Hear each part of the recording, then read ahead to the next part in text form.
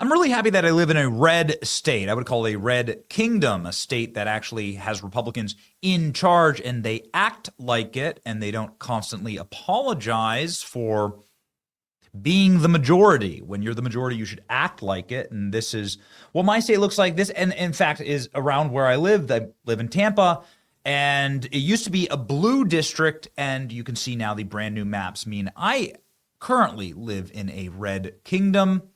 It's wonderful what they've done. Everybody around me is a Republican. It was stupid and cucked in order to let Democrats have a seat here. It's silly. All you have to do is just carve the county in half, and there you go. It's pretty easy. It's nice. Geographic squares and lines. It looks good. It looks like places that with tight geographies are represented all together. And the little carve outs that you do end up getting, like right there in Orlando or down here in Miami, which is effectively just like New York, right? These are just like New Yorker hubs and hovels or places where a bunch of Haitians live. Let them have those teeny little ghettos. But what you shouldn't do is draw districts like this. That's literal congressional redlining. You want to talk about creating a congressional ghetto? That's it. That's a line that is drawn. These are districts that are drawn in Louisiana that are so egregious. They're drawn because Democrats sue over them because they say one black person in Section 8 housing is going to be disenfranchised if you put him in a Republican district, right? So you have to create a literal congressional ghetto that looks like a Rorschach blot test, looks like my 3-year-old threw their paint across the wall in the playroom. And that's what you get. Now, the Supreme Court, of course, nuked this practice this week in a massive ruling against the Voter Rights Act. It's not really against it. It just says you can't use race. In order to, race isn't even in Article 2 of the Voter Rights Act. You can go read it. And it literally says you shouldn't discriminate. And that's what they used it. Democrats have manipulated their way into power for the last 60 years. They've used race communism to do it. And effectively operating on the assumption, it was a good assumption, that white people wouldn't do anything to stop it because we'd feel guilty about it, right? But those days are over. And we're not stupid anymore. And now states like Louisiana are stepping up and saying, no. We are pausing our primary elections and we're going to redraw our maps. Screw this. The U.S. Constitution, the U.S. Supreme Court, via the Constitution, said this is illegal. You shouldn't be able to draw a congressional district based on skin color. Literally the Peter Griffin meme with black or white. And so Louisiana is going to redraw these 2 districts. And they're going to draw 2 more red seats into those districts. Florida, of course, just did this as well. And there were lawsuit districts, congressional ghettos made up by these lawsuits. And a judge goes, a black person's disenfranchised. You got to suddenly make a Jackson Pollock congressional district like this. This looks silly. This is silly. This is a square state. This is the state of Alabama. It's a square state. Donald Trump won Alabama, 40 points, okay? Kamala Harris didn't come close in Alabama, in spite of the fact that Alabama does have a pretty high black population. And so Donald Trump wins the state walking away. Show me another state. Show me a Democrat state where half the state, where Kamala Harris wins in a landslide, which is barely anywhere, but then half the state gives their maps to Republicans. It doesn't exist. It doesn't exist.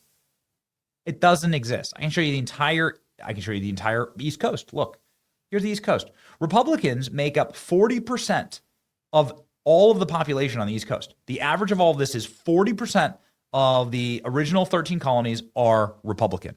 40%. 0 congressional seats. This is how Democrats operate. Smash mouth, play to win. And so why would we be handing over seats? Well, because of lawsuits, obviously. Because they sued to get, whatever the hell this is, crane operator, all these zigzags. And no. All you have to do is just carve those into 2 nice little square districts, and you'd have 2 more Republican seats. Okay? This is called a Black Opportunity District. Okay. Yeah. It's America. The entire country is a Black Opportunity District. The entire country is a Human Opportunity District. The problem is that we need to have the right humans here, right? You need to have people that are willing to go take advantage of and build the opportunities here and not just be parasites on the system. What is my problem? My problem is the vast amounts of first generation or migrants that come here and get on welfare immediately. Some populations like Haitians and Afghans, and Somalis are in the 80 to 90%. Even after 10 years of being in America, even after a decade of being here, they're still 80 to 90% on welfare. That's a parasite. That's parasitic, right? That's not people that are seizing the opportunities of this great land. And so, no, this is not like, these are not opportunity districts. This should be called America. It should just be an opportunity. If there is an opportunity here, it shouldn't have anything to do with your skin color. It should be an opportunity. You live in a red state. That red state should have the opportunity to have representation, because the people in these districts vote for Republicans. The entire state voted for Donald Trump by a landslide. So the governor of that state, now that this has been thrown out and called racist, and rightly so, should throw out these maps. These maps should be thrown in the trash. But Kay Ivey is the name of the Alabama governor. Currently, Alabama is going to get a new governor in a couple months. She rejected calls for a special session to redraw the state's congressional map, in spite of the fact that she has racist maps. These are racist maps. These are racist against white people. That's what these are. These are racist maps against white people. You drew the maps in order to disenfranchise white Trump voters in your supermajority state of Alabama, Republican supermajority state of Alabama. So I said, you're a coward. Dumb bitch. Going to be about that time. Shady Pines retirement home, right? Nobody does more to hurt Republicans than elected Republicans. She got roasted and dragged across the internet for this. Disappointed isn't even a word. I hate coward Republicans a million times more than Democrats. That's right, because coward Republicans will stab you in the back. At least Democrats stab you in the face. Like, at least you know where Democrats coming from. I'll take somebody who will stab me in the face, well, it's like I know them, then somebody who will stab me in the back every day, any day. The enemy of Republicans is other Republicans. To be fair, she was probably drunk when she announced this, so we can revisit tomorrow. Well, let's revisit. Governor Ivey calls special session on Alabama redistricting. We literally bullied the governor. We bullied the governor into, because look, this is the numbers, right? There's like a 1.6, 10,000 likes, nearly 400 comments. People dragging Kay Ivey. She's old.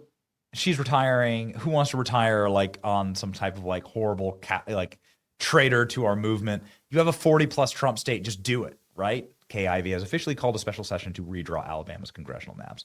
The decision will lead to a complete Republican delegation, and then this is what we call leadership. Well, there you go. There you go, ladies and gentlemen. Huge amounts of credit belong to getting this across the finish line, Kay Ivey being receptive to their counsel. Very smart. There you go. Regarding our own pending redistricting legislation, I remain hopeful Alabama will receive favorable outcome from the U.S. Supreme Court, which is why I'm now calling for a special session. There you go. Good for you, Kay Ivey. You did the right thing. You did the wrong thing, and now you did the right thing, and that's fine. I can take that. People make mistakes. I make mistakes, so it's fine. Good. Alabama, massive development. They're redrawing. That would make a 6-1 or 7-0. It should be 7-0 in Alabama for sure. 7-0 map. Just do it. Just carve it up. Let's go. Democrats could potentially lose all U.S. House seats in Alabama. They should lose all U.S. House seats throughout the South. That's what they did to us in New England. And who's gaining all the population? The South is. People are voting with their feet. Go 7-0. New map will be 6-1. Next legislative session, you could get it to 7-0. Let's do it now. Do it now. It ends the blue seats. Because think about what's happened because they've stolen all of this. Think about what's happened because they've stolen all this power from Republicans. Look at the state of your country. Look at the state of your country. Democrats have stolen and thieved their way into all of these seats through lawsuits and lawfare, and just hoping that white people just feel guilty, and then they'll just give the race communists power. It's amazing what happens when Republicans draw fair districts. They just look like squares. When Democrats draw Democrat states, it again literally looks like you take a meth addict, give him an 8-ball and a 4-Loko, and put him in a shopping cart and roll him down a hill and ask him to draw a map.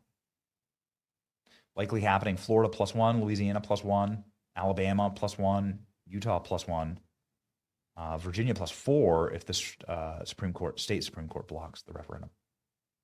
So just a reminder what Democrats did do to us here in New England with 40% Republican vote. Ladies and gentlemen, Mississippi now saying they're going to redraw. There you go. Look at those nice little red squares. Boom. And how can we be racist when we want the entire Supreme Court to look like this? Checkmate, libs. It's your boy Benny.